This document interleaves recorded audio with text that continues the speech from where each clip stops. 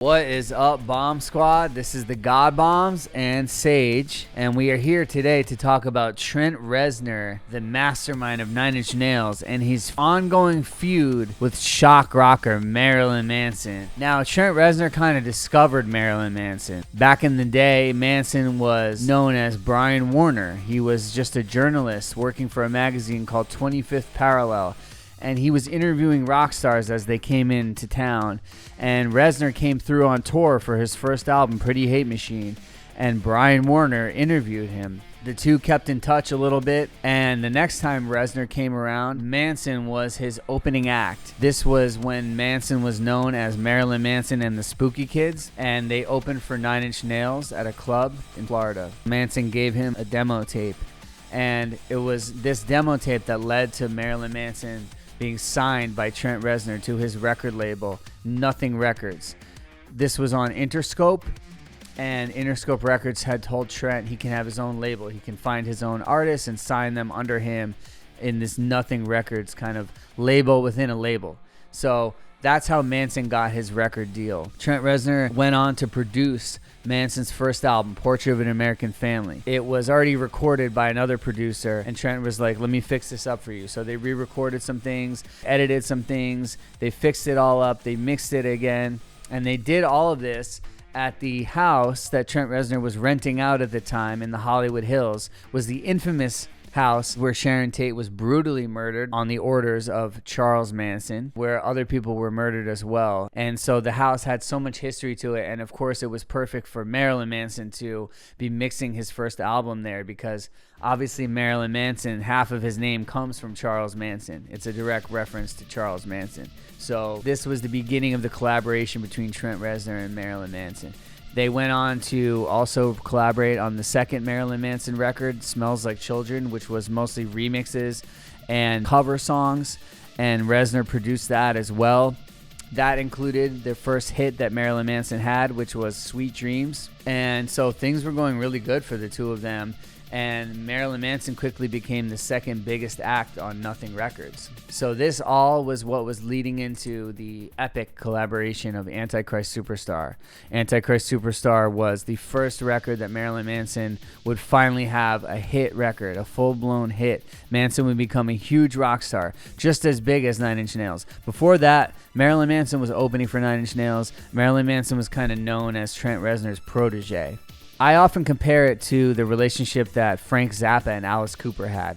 You know, Frank Zappa actually discovered Alice Cooper and gave him a platform. And since so many people compare Marilyn Manson to Alice Cooper, it's almost like I feel like Trent Reznor is that Frank Zappa. He's that established musician who his music's a little bit more experimental, it's a little bit more out there, and it's a little bit more respected by people. And he kind of put Marilyn Manson on the same way that Zappa put Alice Cooper on. Manson was a little bit too shocking for people, and I don't think he would have gotten a record deal the way he did if it wasn't for Trent Reznor. I think Trent Reznor opened the door to where Manson could say whatever and do whatever he wanted, pretty much. So I think Reznor is a huge factor in Manson's origins, and Manson has given him credit for that.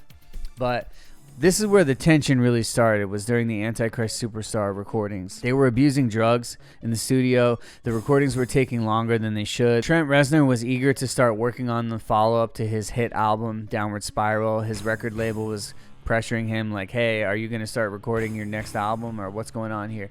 And, you know, instead he was busy helping Marilyn Manson. So I think there was a bit of a bitterness on his part, like, all right, we got to get this thing done with here. And so they agreed, we're going to stop doing drugs so we can just focus on finishing the album. And instead, what happened was the next day Manson came in and he was sober. Trent and Twiggy Ramirez were doing drugs in the studio, and Manson's like, what the hell? I thought we agreed we were going to be sober.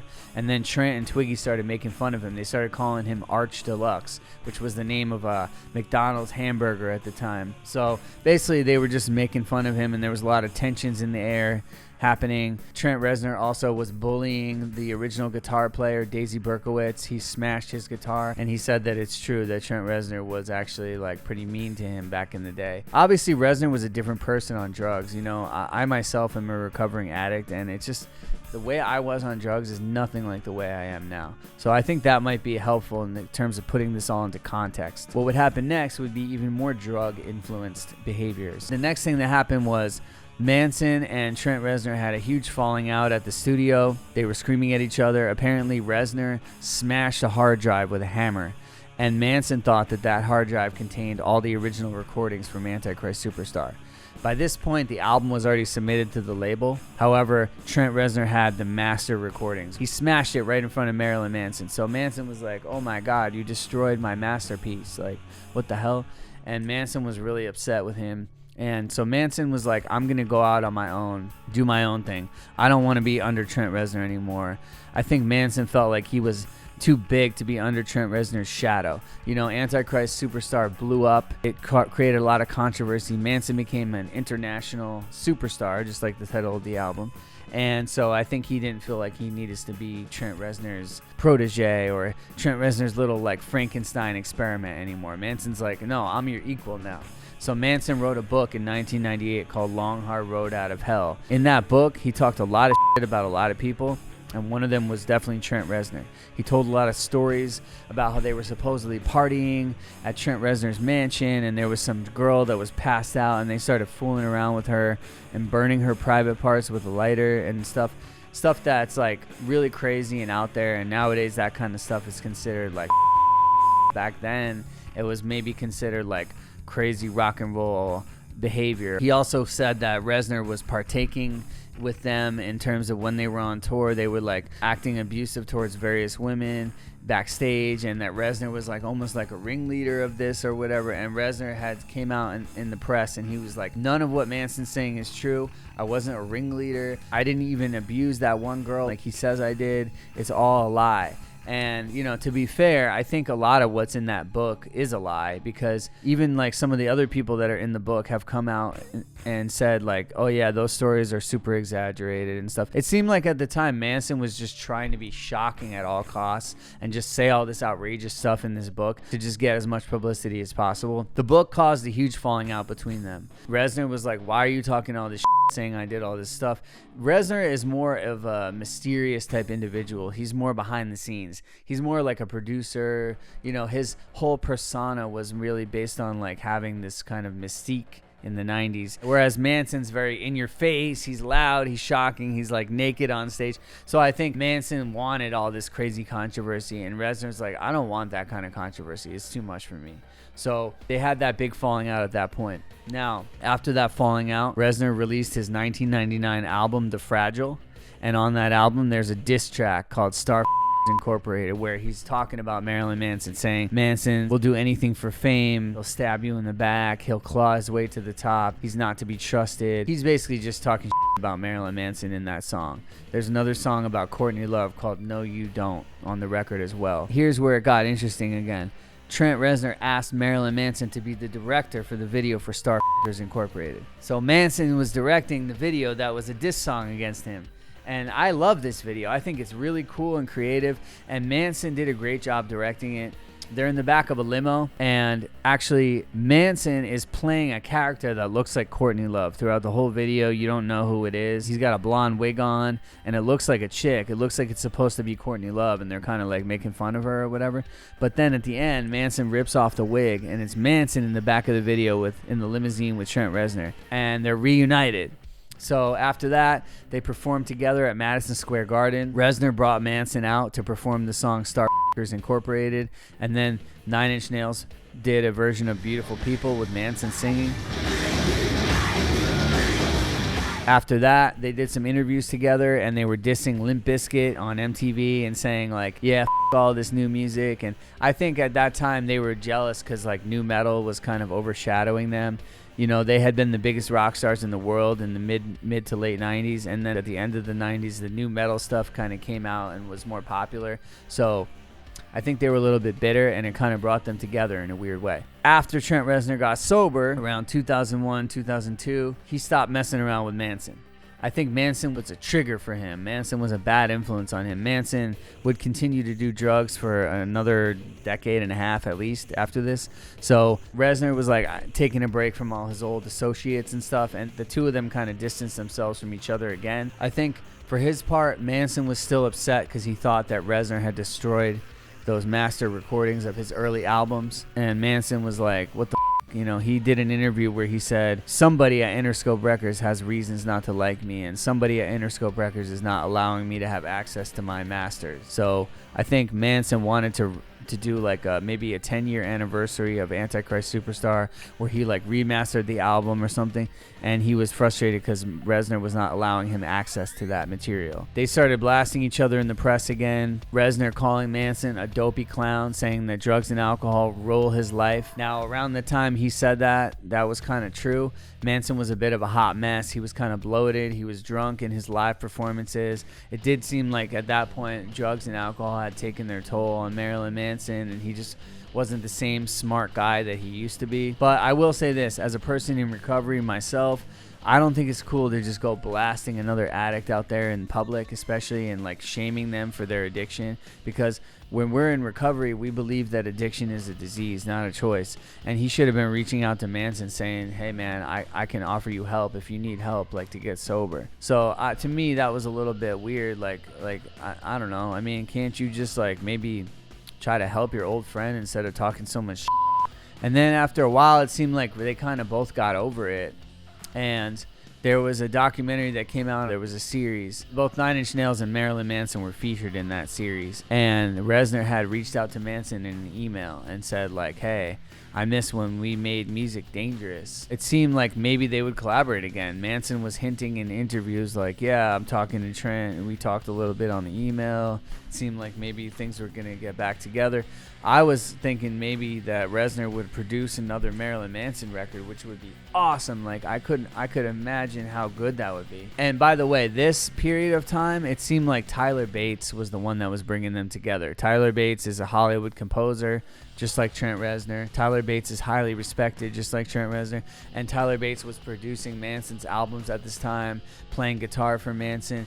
And so it seemed like he went behind the scenes and tried to like bring them back together. But unfortunately, it all fell apart once again in 2021 when Evan Rachel Wood came out with all these claims about how Manson was abusing her, and then all these other actresses came out with claims like the next day because they all orchestrated it. It's a whole plot. It's a whole scheme. Check out my video about that. Because of all that, people started going on to Twitter and digging up old interviews and old stories and old this and old that, trying to prove if Marilyn Manson's an abuser. And they went back to his book, his autobiography, and all those old stories that he told about him and Trent Reznor, which were probably not true at all. And Reznor even said they weren't true, but these people dug it up and tried to say, oh, look, this is proof that he's an abuser. So then Reznor came out again in the press, and he was like, I never liked Marilyn Manson. I haven't associated with Marilyn Manson in 25 years. Everything he said about me in that book is a lie, and I was appalled by it then, and I'm appalled by it now. It's basically reinstating, like, he doesn't with Manson. That's not entirely true. There was a little period where they were messing with each other again, like I said. But Reznor didn't want to be associated with all that drama. And I understand why, because Reznor had reinvented himself as a respected film composer. You see pictures of him out there with tuxedo on, and, you know, he's like more clean cut now. He's not like this rock star like he used to be. So I think he just didn't want to be associated with all that MeToo drama. He didn't want his career to be dragged down and lose a bunch of money and have his name tarnished the way that Manson's name got tarnished by all that stuff. And even nowadays, like the Los Angeles district attorney has cleared Manson's name. There's been a bunch of things that have come out, like Ashley Morgan Smithline, one of his accusers, came out saying that the whole thing was a hoax. But even still, it did tarnish his reputation, and I think because of all that, Reznor didn't want to be associated. Now, I wish that Reznor had came out and said, look, Manson never did anything like that. I never did anything like that. It's all a lie. And maybe I wish he would have like stood behind Manson a little bit more, you know. Some celebrities did. Alice Cooper stood behind Manson. Sharon Osbourne stood up for Manson, saying he's not a bad guy like how they say he is. Even his ex, Rose McGowan, came out saying he never did anything like that to me. So it's a shame that Reznor couldn't have been one of those people that could have said, like, look, all this stuff was all bogus, and the real Marilyn Manson is not the way he portrays himself in his book or whatever. But he didn't do that. He threw him under the bus, and that's where it stands now. So in my opinion, this is probably the end of it. Maybe another 10 years from now, when the whole Me Too thing is way, way behind Manson, and he's like really, reinvented himself again, maybe then Reznor will mess with him again. Manson is doing a lot better now. He's 4 years sober. He's back on tour. He looks great. He sounds great. Maybe he'll impress Trent Reznor again, and Reznor will be like, you know what? Like, let me give you another chance. I would love to see that happen. So that's the feud between Trent Reznor and Marilyn Manson in a nutshell. Let me know what you guys think in the comments. Is Manson the best thing Trent ever did?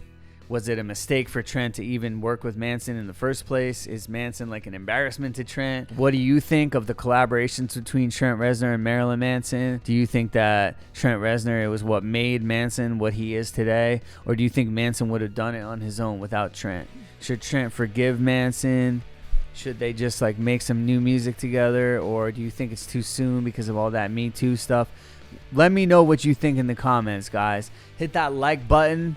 Hit the bell icon for notifications. Subscribe to this channel for more. Check out my music. My band is called The God Bombs, and we are an industrial metal rock band. Very similar to the artists that I'm talking about right now. Highly influenced by Nine Inch Nails. Highly influenced by Marilyn Manson. Check out my band. We're going on tour this March, and I am so excited to hit the road. I love you guys. Thank you for tuning in. Bombs away.